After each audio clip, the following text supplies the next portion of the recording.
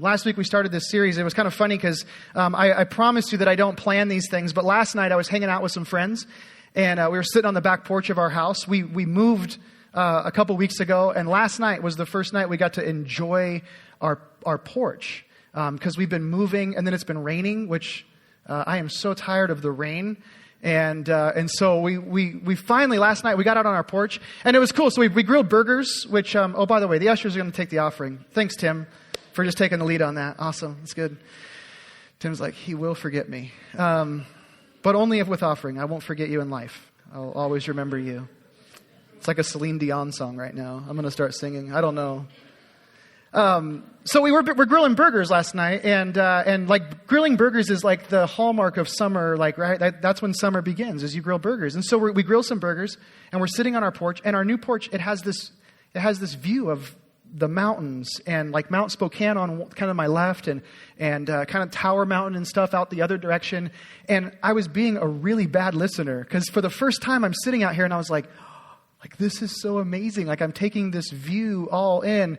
And finally, I apologized to Jason, and I said, hey, I'm taking this in. I'm kind of looking around. And then Sherry goes, you guys trade seats with us, because the view's that good. Like, it's that good. And so we did. We literally got up and went around the other side of the table, and then they sat and were distracted by the beautiful view. And I literally thought to myself, this couldn't be any better when we're doing a series called Panorama.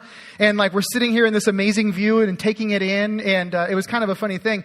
But this series, the whole idea behind it, what we started last week was really an opportunity for us to get a view of who God is, His mission, and all that He has done, is doing, and will do in the future, and then really helping ourselves identify our place in the mission of God. That's really the idea. And part of what we discussed last week is kind of this contradiction that seems to exist, or just this reality, this trouble that exists in our own faith, that oftentimes there's a disconnect between what we experience as Christ followers or as Christians and what God is really doing. It's as if we're participating in something, but there seem to be gaps in the story. And last week I likened this to seeing snapshots or still images of certain parts of a national park, like Yosemite National Park. And you can look at those still shots and those images, and you see a glimpse of it, and you get an idea. But it's not until you stand in the valley and you take it all in that you're really captured by the grandeur of it.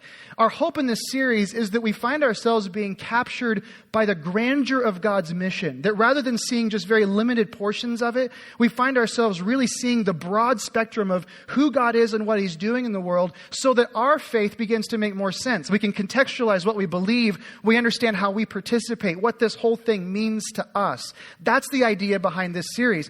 And last week we really began this by talking about specifically the mission of God, or the reality that God Himself is on mission. And the idea that we were discussing, and if you weren't here, you can always go back and listen to this, but the idea that we were discussing was this reality that our God is not a God who is distant and removed and, in fact, hiding Himself from us, but the fact that God is a God who is intentionally pursuing us and revealing Himself, which is really kind of different. I mean, most of us, we kind of have this experience as we kind of encounter God, we begin to walk in life. It feels as if God's playing some sort of game of cosmic hide and seek. Like we're trying to discover Him. He's somewhat hidden. He's somewhat mysterious. And so our orientation oftentimes is more as if God is hiding. But the reality is, as we looked last week and we looked at the Old Testament, we looked in the New Testament, the life of Jesus, what we saw was that God is actually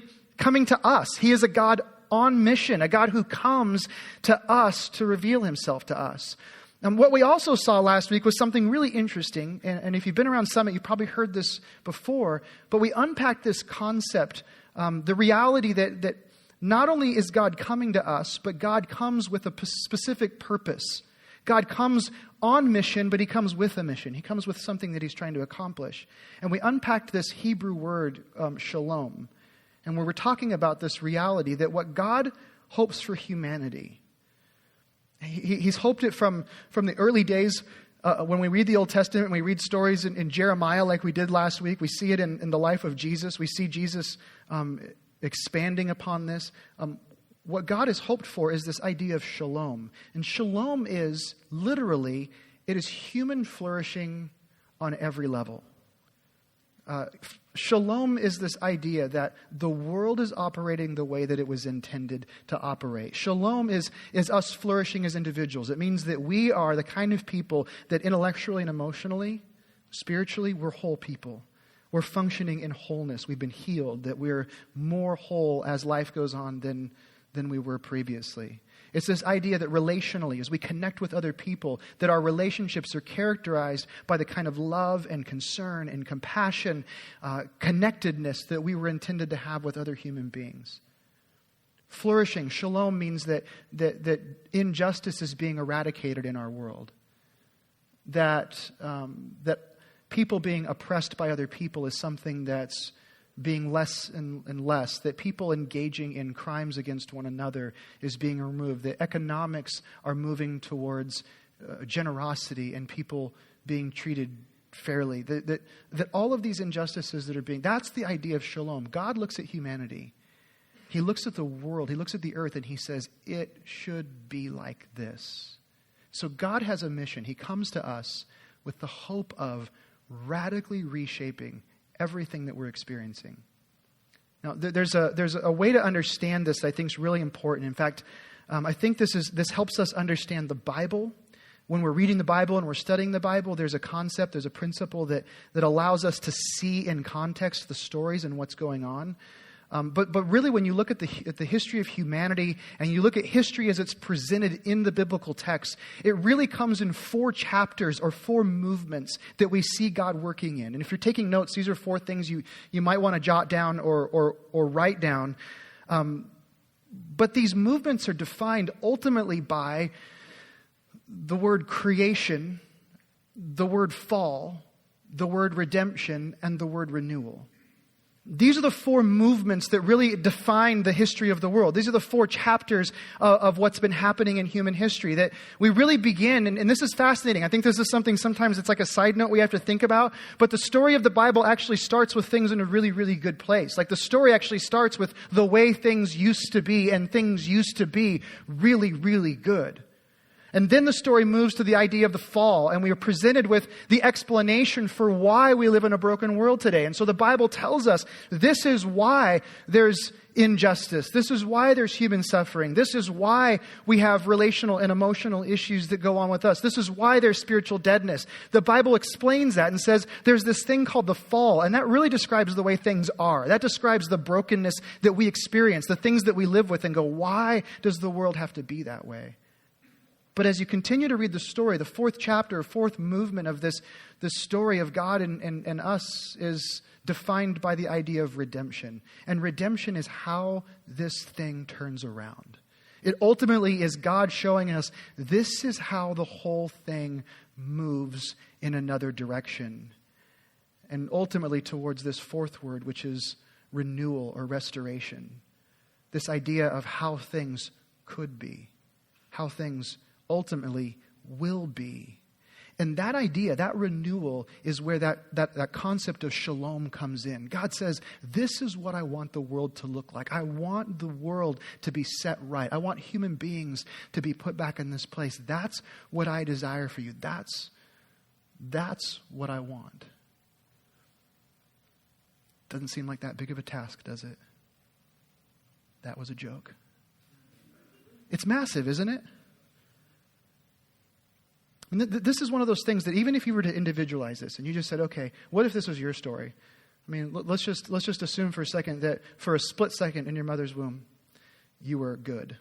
You weren't, but let's just assume you were. But then let's say that you experience fallenness and your brokenness. On an individual level, this is unbelievable. I mean, just when God puts this to you and says, if one individual would experience this kind of redemption and renewal and restoration, that would be remarkable. That's overwhelming as an individual. But then to consider just for a second that this is what God's hope is for the world. His hope for humanity is that things would be getting better, not worse, that things would be moving towards renewal and restoration. That's a remarkable thing to hear God saying, and yet we see him saying it over and over and over again throughout the course of Scripture.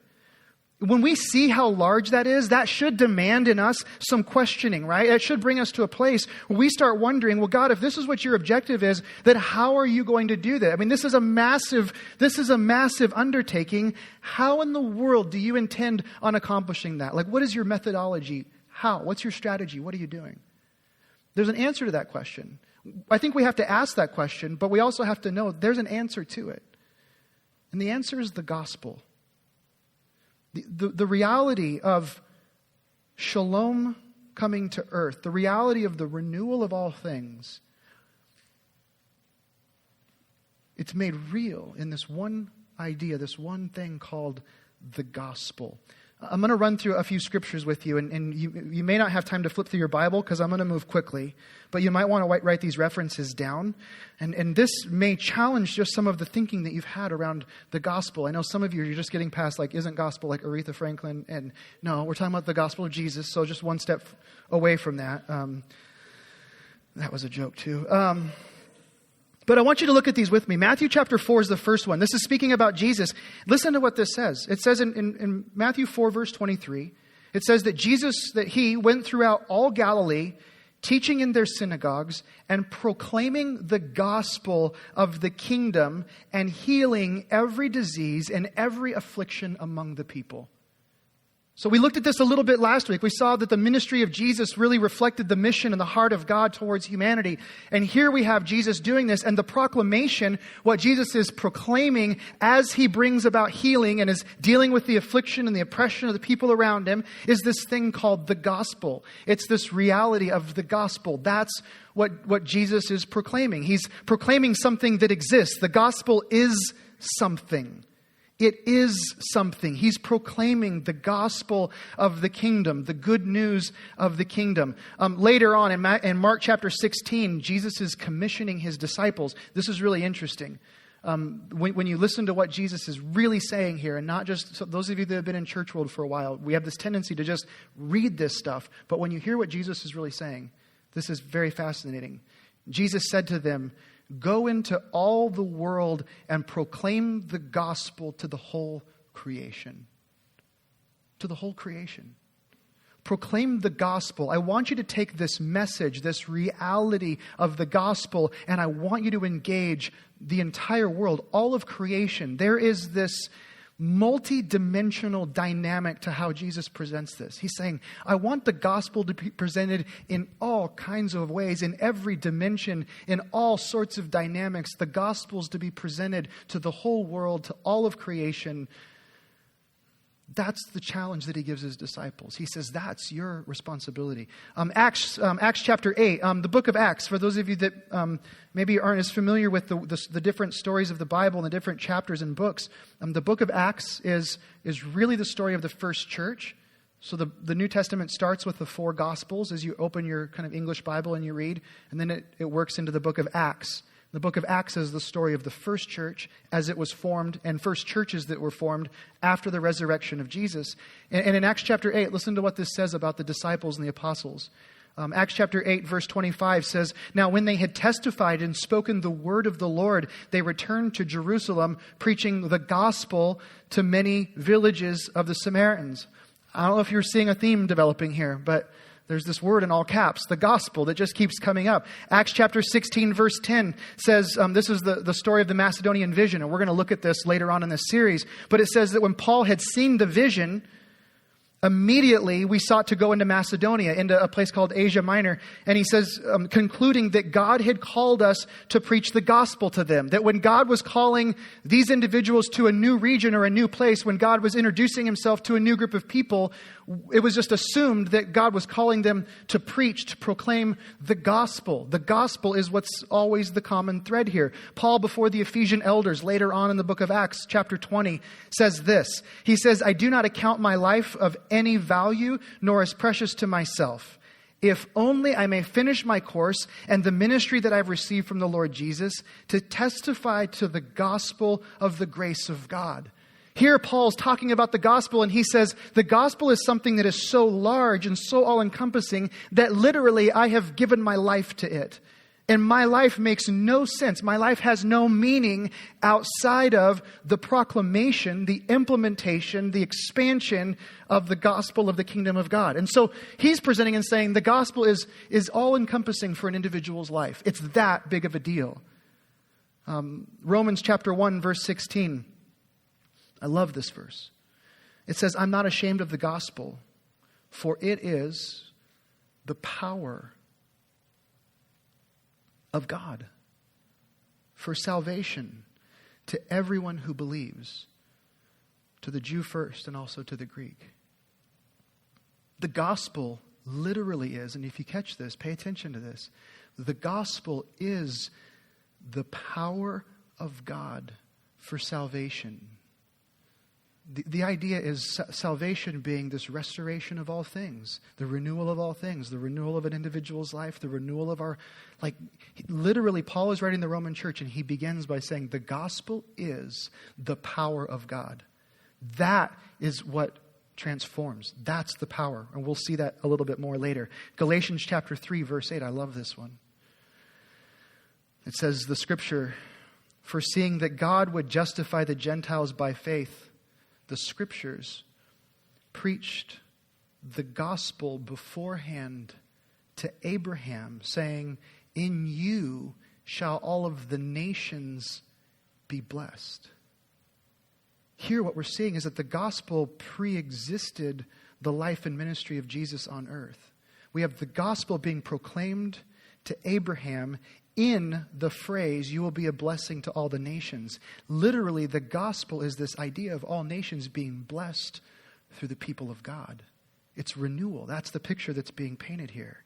So God's answer, God's solution to this idea of redemption and restoration is the gospel. That's what God says. That's the hope of the world is the gospel.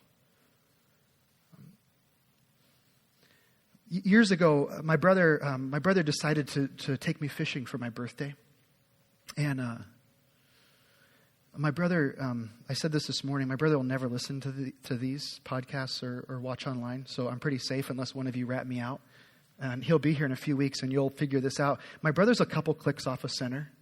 You know what I'm saying? There's center and then there's like a couple clicks over. That's my brother, he just kind of lives in a different plane. I love my brother. He's the best man at my wedding, but he's a little nutty. So we decided to go fishing, and he's taking me fishing on the Colorado River. There's this place called Lee's Ferry, and Lee's Ferry is a very well-known fly fishing sort of place. And during this season of my brother's life, he was actually a licensed guide and had started working as a fly fishing guide. Didn't have a lot of business, and you'll find out why.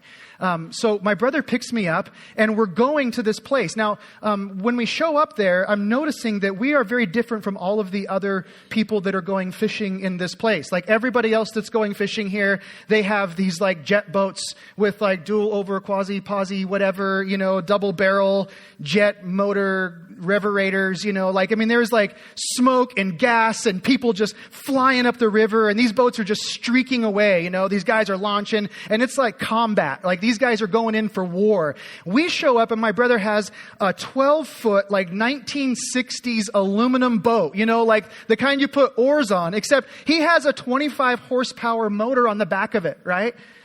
And so we're getting everything ready, and I'm kind of surveying the land, and I notice that there's this kind of area behind where we launch, downstream, and there's some rapids. And I said, hey, what's up with that? And my brother goes, oh, that's the Pariah Rapids. We really need to make sure that once we hit the water, you get going because you don't want to go down there. Hence the name Pariah Rapids. The Pariah, if you know what that word means, you don't call something the Pariah Rapids because it's a nice little Sunday float on an inner tube. The Pariah Rapids swallow boats and human beings whole. That's what they do. So now I'm looking at the jet boats taking off, and I'm looking at the 12-foot aluminum boat that I'm getting into, and my brother's like, yeah, we need to do this. And like a movie script, and life with my brother is this way, we get into the boat, he parks the truck, we shove off the shore, he pulls the cord, and nothing happens. He just keeps pulling this thing, and he's pulling. He goes, just as calm as can be, he goes, hey, little brother, you might want to grab those oars and start rowing. No joke. So I grab the oar and I start rowing, and I'm rowing and I'm rowing, and I was younger and stronger then, and so I'm rowing, and I'm like, man, and I look up and I look at the shore and I realize, we're not going anywhere. Like I'm looking at this, I'm like, is there a bigger paddle? Like, what do we do? And I'm looking at my brother, I look over my shoulder, he literally has the engine compartment, like the top of the engine off. And he's got parts and he's looking and he's like over there. And I'm just like rowing slowly but sure. I'm getting tired, right? So now after a little bit, we're like slipping and I'm rowing and I'm like, man, we are losing ground and I'm panicking. The panic is rising inside of me. And suddenly I'm like, we're going to die. This is it. Like I knew it. I knew one of these days my brother was going to kill me. Like I just knew it. And right about the time I gave up hope and just like threw in the paddle and, just here we go. I hear the motor, and like blue smoke everywhere.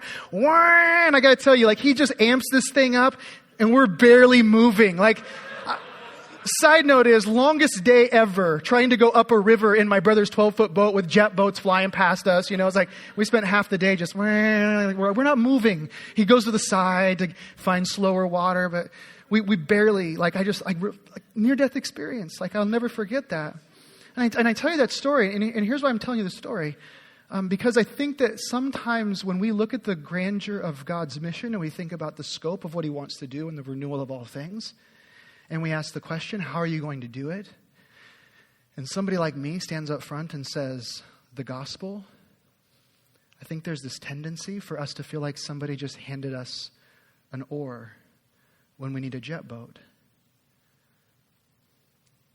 And so if your response internally, when you hear that God's plan for implementing his mission is the gospel, when you hear that, if your response internally is, I don't know if that's going to work. If you feel like there's a deficiency, if you feel like there's a hopelessness that sinks inside of you, or if you feel like, how in the world, if that brings more questions about for you, then the reality is the fact that you're questioning that, the fact that you wonder at the power of the gospel means that you truly don't understand the gospel. It means you truly don't have an understanding. You don't have the reality of what it is. You haven't wrapped your brain around all of the dimensions of the gospel. Because when you see it, you can't help but realize this is God's plan for humanity. So I want to spend the rest of our time tonight just talking about what the gospel isn't. Because I think sometimes when we confront the realities of what the gospel is not, it helps us understand what the gospel really is. So I think it's important that we begin with a very, very important assumption and confront this. But I want to begin with this idea, and if you're writing these down, I want to talk about the fact that the gospel is not another religious program. The gospel is not just another religious system that was implemented for humanity. Let me just, I know last week we asked some questions, and if you weren't here, there was very little awkward silence. So we're going to do it again tonight, because you guys are way better than the morning services at doing this. But just to interact together a little bit and speak loudly if you have an answer. But what was the religious program? What was the religious system of Jesus' day? What did Jesus enter into? Judaism, right? Somebody whispered, Judaism. You got to yell it out, Judaism. So Judaism, right? So Jesus enters into the Hebrew world. Now, it's important to note right now that there are a lot of different religious systems that are existing at the time that Judaism is in this season that Jesus comes into. But Jesus, God comes, when he comes on mission, he comes into the context of Judaism, right? What was Jesus' response? How did he interact with the religious system of Judaism? What did he do? Don't whisper.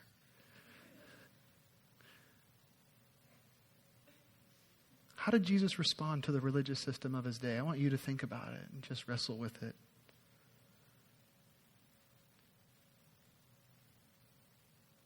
I'm so good with awkward silence, by the way. What did he do? He challenged it. Who said that? Raise your hand up. Thank you. He challenged it. He challenged it. He challenged the religious system of his day. What else did he do? How did he challenge it? Quoted scriptures. So there were places where he actually debunked the religion from their own religious scriptures, right? Their own stories. Because Jesus had this 4-chapter picture of the story, and they had this 1-chapter picture of the story. And so Jesus used their own stories to retell their stories. When you look at the life and ministry of Jesus, he enters into a religious system. And so we have Jesus emerging out of that system. But everything that he does is confront the religiosity of his day. His first miracle is the wedding at Cana. And I've talked about this before, but it's amazing when you think about the fact that Jesus, in his first miracle, to convert water into wine at a party where there were plenty of empty wine casks or wine bottles or wine skins, whatever they were keeping wine in. Jesus doesn't choose those to have them filled with water to turn that water into wine, but Jesus looks around the room and he sees ceremonial washing pots that the Jews used for ritual cleansing. And he said, bring me those pots and fill them with water. And he fills those with those with water. Oh, he didn't say that. Those pots with water. Jesus didn't do that. I know it's Washington, but that's not what he did. And then Jesus converts that water into wine, and he literally desecrates a religious icon in that moment. That's what Jesus does. When you look at Jesus with his disciples over and over again, they're being confronted by the Pharisees and the Sadducees, the religious leaders, because they're intentionally violating the Sabbath. Jesus, who is the ultimate expression of faith, right? He's showing us and pointing the way, is actually violating religious rules and institutions in his everyday behavior. Jesus is breaking the rules. That's what he does. And he does it intentionally. He heals on the Sabbath. He eats on the Sabbath. He harvests on the Sabbath. Like, you cannot read the New Testament and get over this idea that Jesus is not happy with the religious existing systems of the day. Like, Jesus is not okay with it. He does everything he can to eradicate it. So then the question we have to ask ourselves is, how would Jesus respond to the religious programs of our day? What do you think? He probably would challenge them, wouldn't he? He probably wouldn't like it if somehow we have manipulated Christianity and faith in Jesus into some sort of list of do's and don'ts and rituals and behaviors that we jump through. In fact, religion ultimately is the idea that we obey in order to be accepted or forgiven by God, when the message of the gospel is exactly the opposite, right? The message of the gospel is you don't do anything to be accepted or forgiven by God, but God does that apart from you. And a result of that is that then you may obey, but you don't obey in order to be forgiven. Martin Luther said this. He said about humanity, he said that religion is the default mode of the human heart. We love to save ourselves. We love to look at our track record. We love to mark things off the to-do list. We love to feel like we obeyed the rules, like we played the game right. We love to be able to say that we were so precise that we earned something. And the reality is we drag that into faith with Jesus. The reality is that the gospel is not a religious system. Why? Because a religious system will never deliver renewal. Do you see that? If God's hope is renewal of the world, if the desire that God has for humanity is that the world would be set right, no religious system will ever accomplish that. It doesn't happen that way.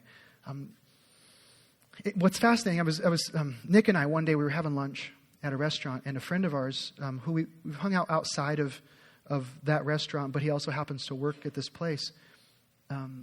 He came up and he was talking with us throughout our meal.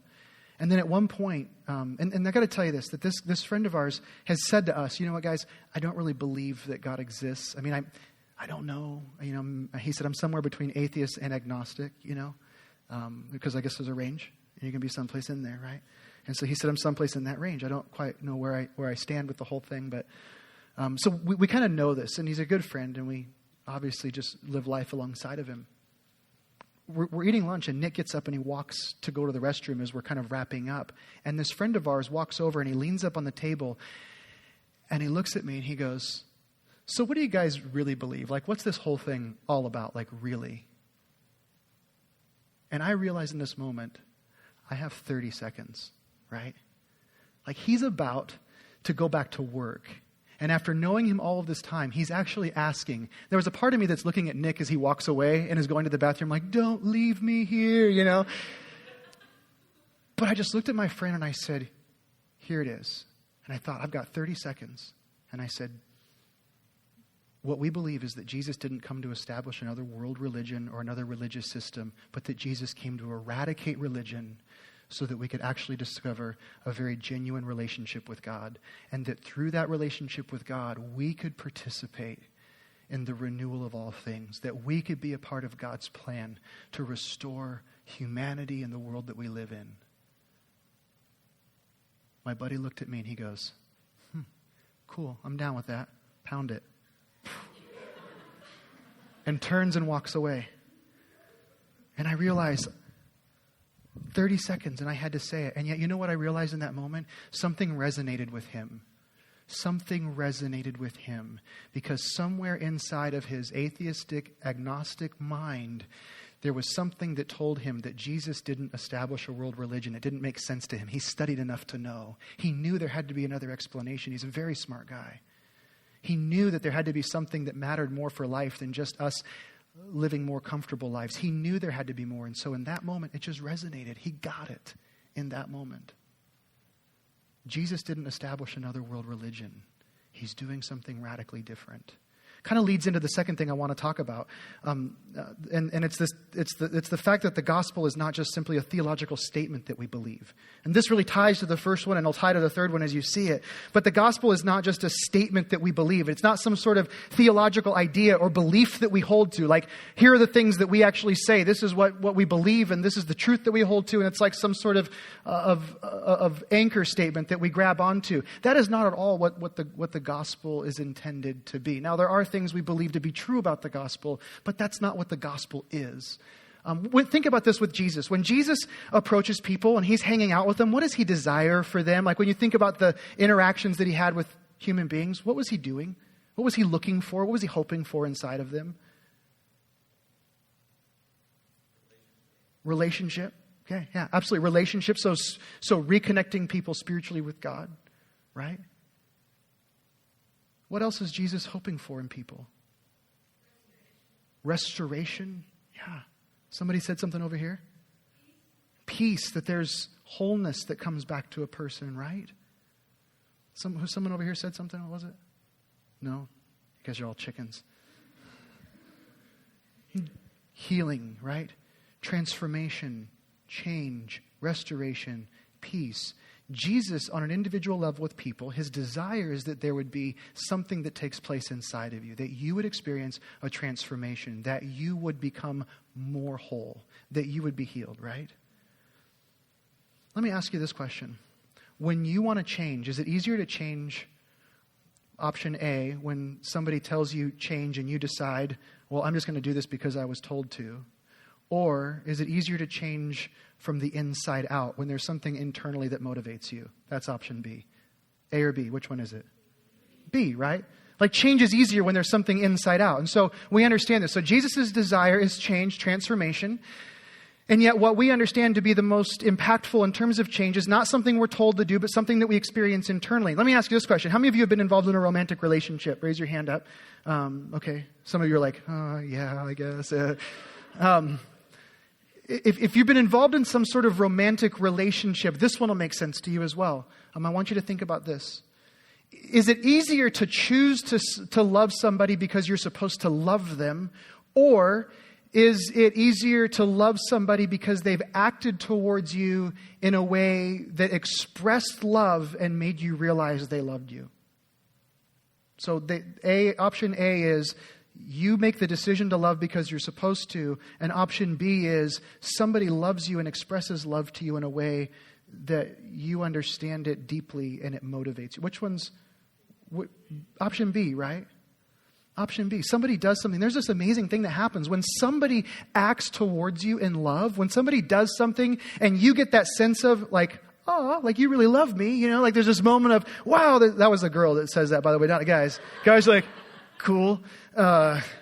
But you experience love, like somebody does something, you go, wow, you really love me. And when you experience that, there's something that happens internally, right? There's something that takes place. When you're exposed to that loving action, then you are motivated. There are emotions and feelings that you have. There are things that you probably couldn't articulate in words, and yet you start to respond to a person in that way because of their expression of love towards you, right? Like that's what makes you really love somebody. And there's this great cycle that gets going when two people really begin to love each other genuinely, where it's very easy to love because you're loving in this way. There's this constant response, right? Neurons are firing. Things are good, right? That happens. one of the things that we constantly talk about, one of the things that we're constantly looking at with the gospel is that the gospel says this. The gospel says that we were so broken that somebody had to die for us. You've heard me say this before, but now you'll understand why. The gospel says you're so broken that somebody has to die for you, and yet you're so loved that somebody actually did. And that makes all the difference, doesn't it? So the gospel is not just a statement that we believe. These are the things that are theologically true about Jesus.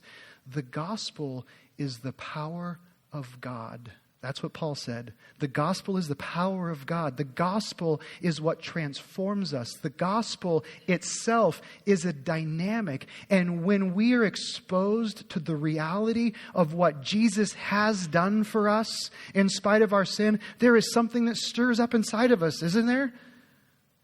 I mean, for me, 9 times out of 10, when I read those words and I see them and I think about them, there's something that makes my heart draw close to God. And suddenly I want to know God more. I want my life to be more about His purposes and what He desires. There's this internal transformation because I'm exposed to the love and the grace of God in a way that draws me near.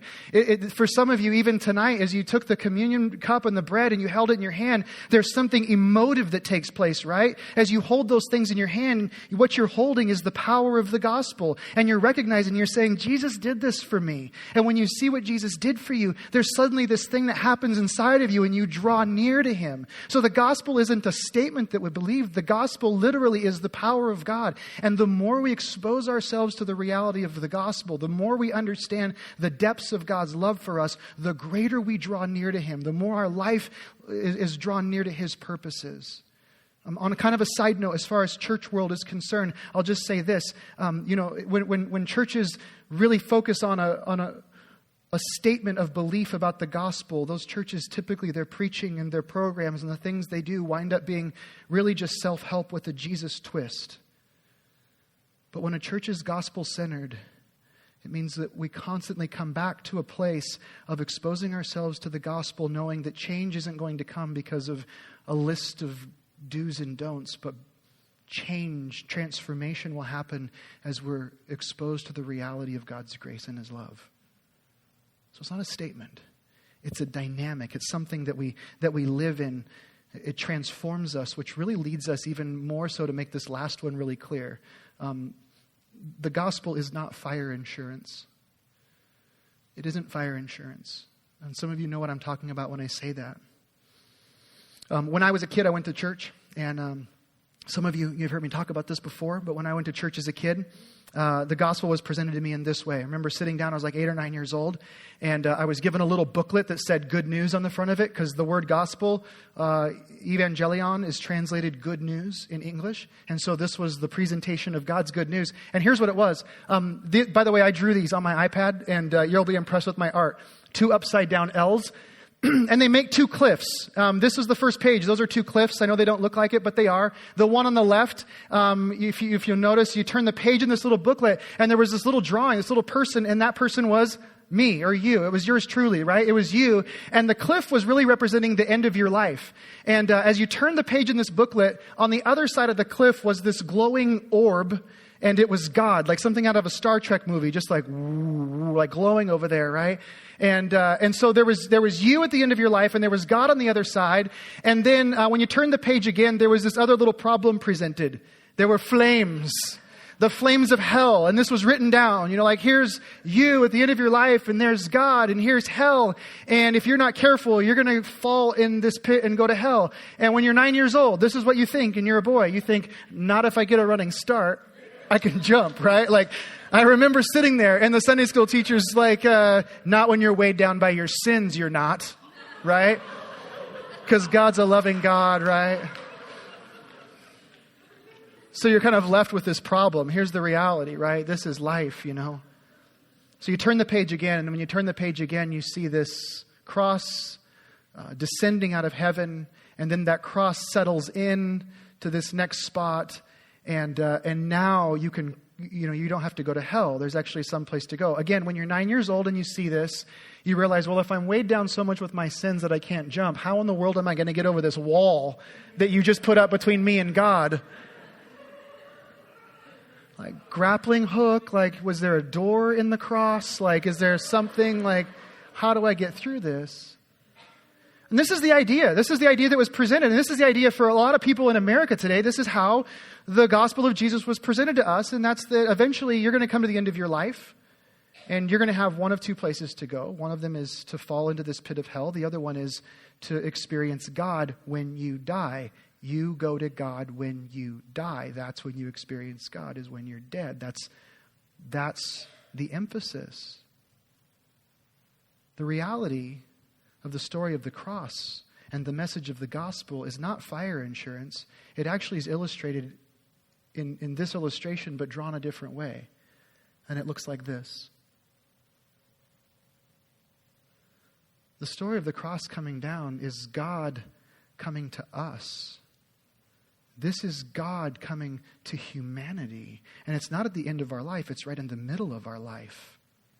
It's God coming here. It's God coming now. It's God paying the penalty so that we could now live a life in a God-infused world, so that we could be constantly influenced by Him and His Spirit. That's what this is about. So the message of the gospel is not some sort of fire insurance. There are certain realities that are true about that. But the reality of the gospel is that if God's mission is restoration, and it's this world. In fact, it's interesting when you look at the Bible, the first chapter starts on earth, the last chapter ends on earth.